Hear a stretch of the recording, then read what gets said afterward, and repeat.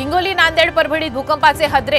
हिंगोलीतलं रामेश्वर तांडा भूकंपाचं केंद्र। नागरिकांनी घाबरून न जाण्याचं प्रशासनाचं आवाहन।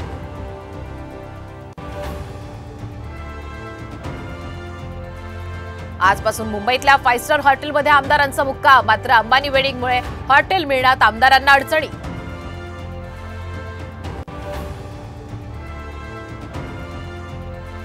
भाजप नेतृत्व महायुतीची धुरा शिंदेंच्या खांद्यावर सोपवणार। भाजप प्रभारींसमोर शिंदेंचं रिपोर्ट कार्ड चांगलं। साम टीव्हीला सूत्रांची माहिती।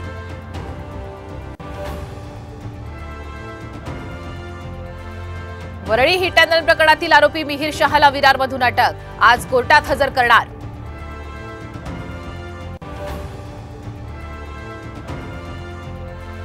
मुंबईतील 7 रेल्वे स्थानकाचा नामांतराचा प्रस्ताव विधिमंडळात सादर। मंजुरीसाठी केंद्राकडे पाठवणार।